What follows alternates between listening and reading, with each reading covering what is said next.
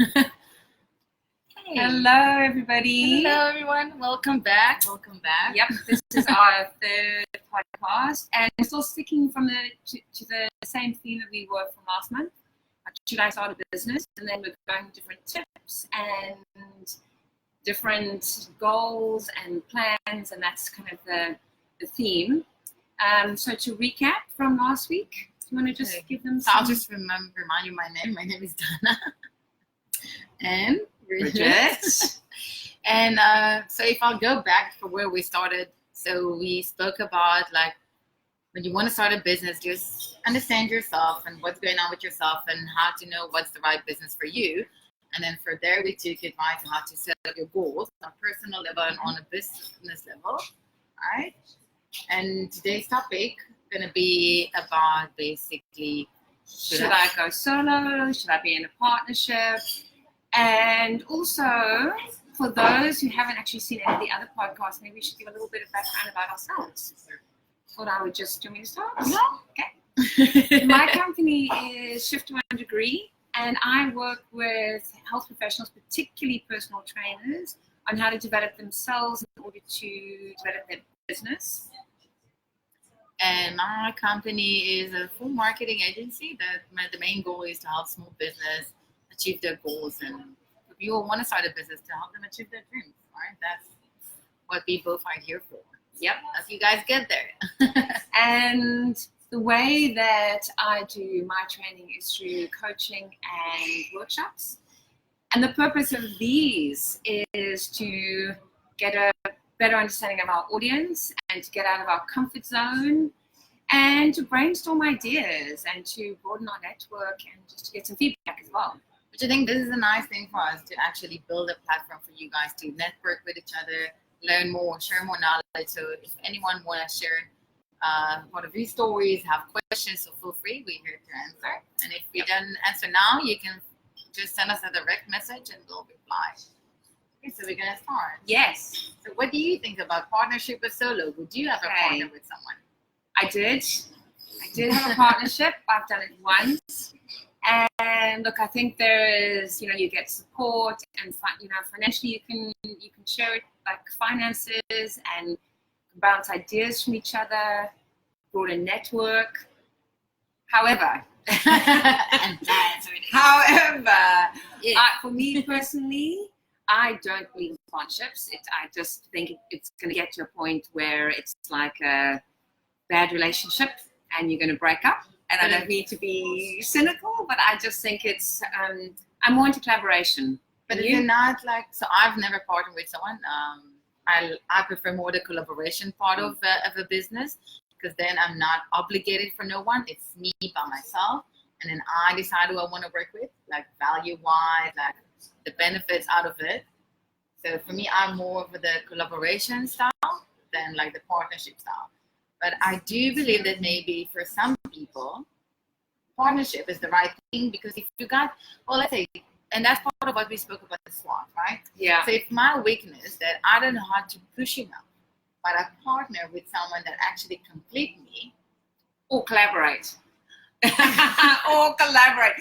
Collaborate is way safer because you're going together. I do believe in that. I do believe in that. I do believe that collaboration, because that's what works for me. Because I'm the type of person, I don't like to commit for the long run. Yeah. Like I like to know that if we can collaborate, if it's working. If not, bye-bye. Like that's it. We've tried, we give it a try, yes, no. But I do believe that some people do actually need a partner.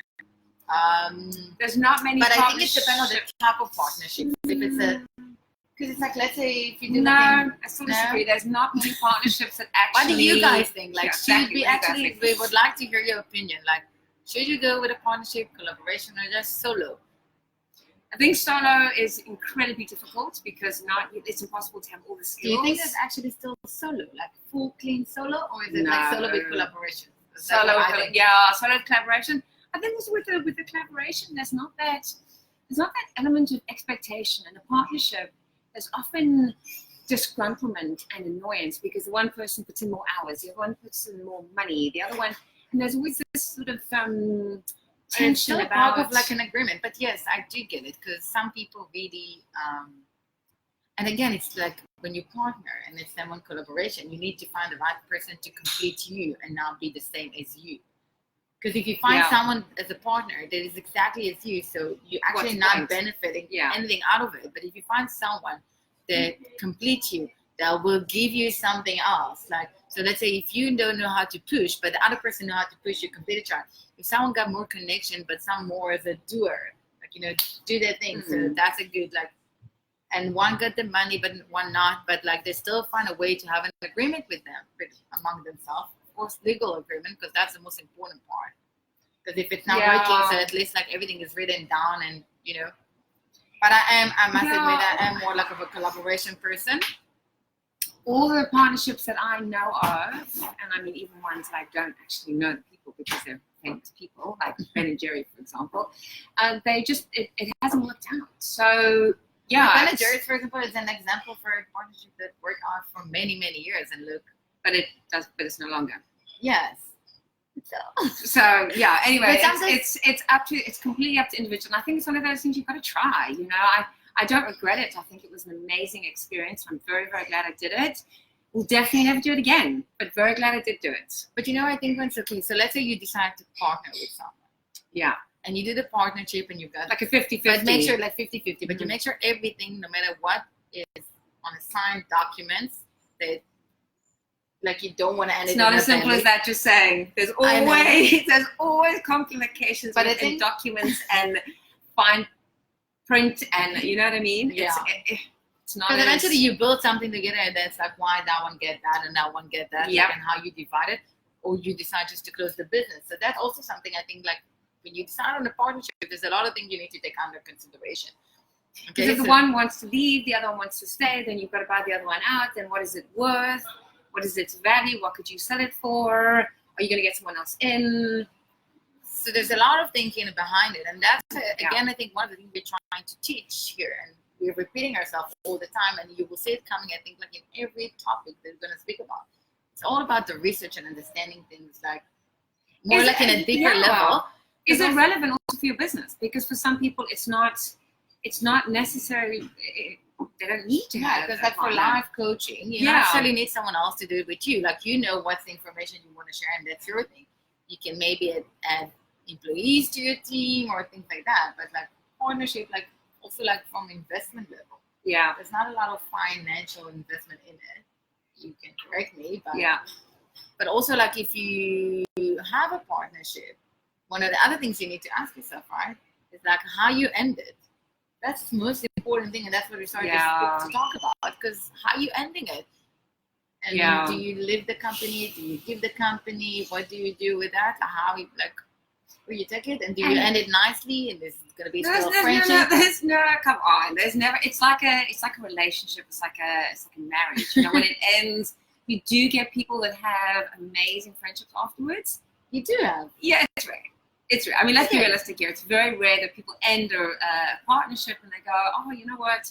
We're still great mates, and genuinely that friendship's really there. So, yeah, I think it's up to the individual.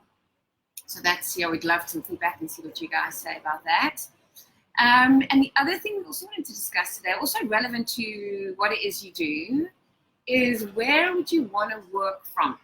So again, depending on what you do would be very relevant to where it is you need to be based.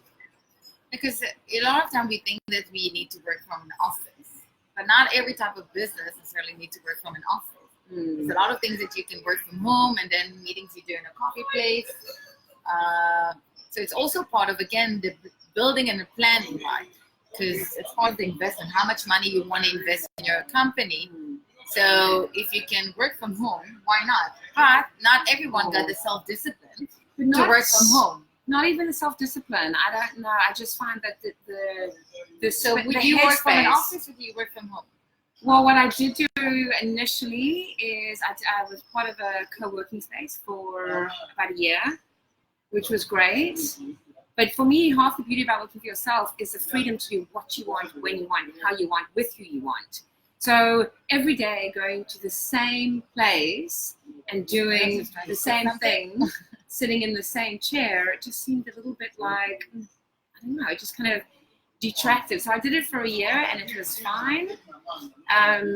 But no, I don't think I'd do that again. And one of my things that I like to do now is I like going to coffee shops. I like going to coffee shops because I get to interact. I have meetings there. It changes all the time. So I can wake up in the morning and go, oh, okay, so today I'm going to go there or I'm going to go there, as opposed to same. Because the sameness of it just drives me nuts. What's your feeling? So I work from home half of the time, and half of the time I do the coffee shops and go to meetings and just stay and work over there. But I do find that I'm more productive when I work from home.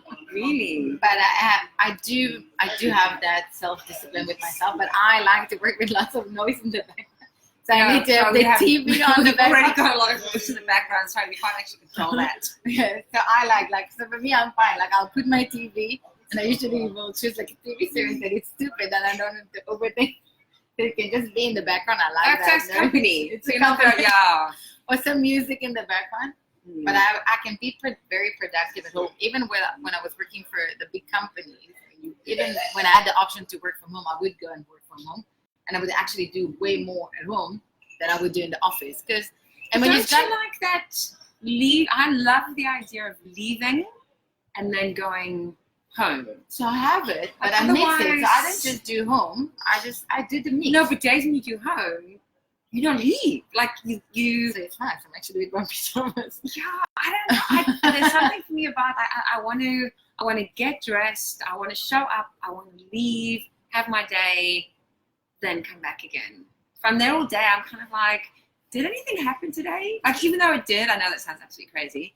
Even though it did, I'm still like, I don't feel as productive. So what do you guys, by the way, we would like to hear your opinion. Is it like to work from home, to work from a coffee place, to work from like there's offices that you rent a cube or like a desk? So like for me, like it's again depending on the type of business, but it's a nice way to play with things. Yeah. Okay, because even just to rent for like a month a desk, or even just for like once a week or 2 times a week, just in a way to go and interact with other people and get more business opportunities.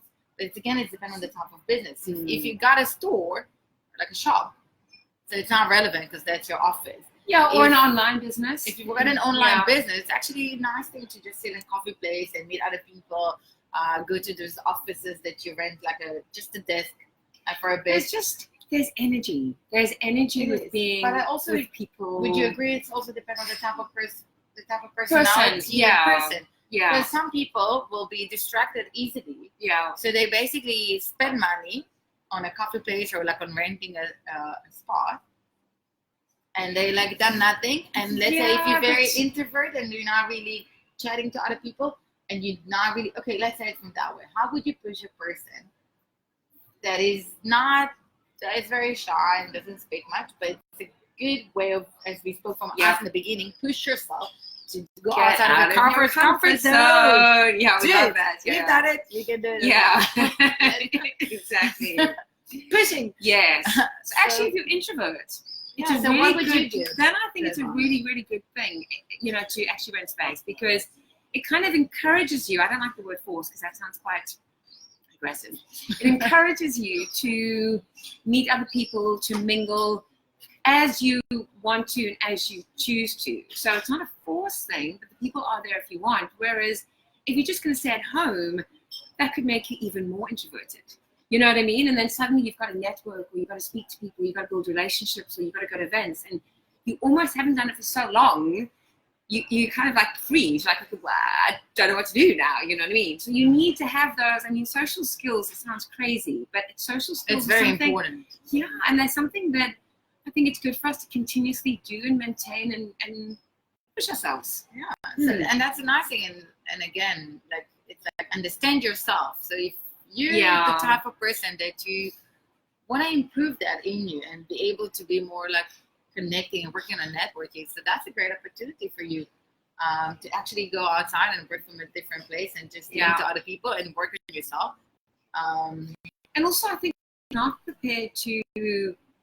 And it goes back to that podcast we did last time on. But if you're not prepared to push yourself and get out of your comfort zone, then it's going to be very, very difficult to come back. I see it's your Oh, stuff. mine's totally gone. Why is it toast? So I'll do another one. We'll do N and then I'll do a new one. Mine's totally gone.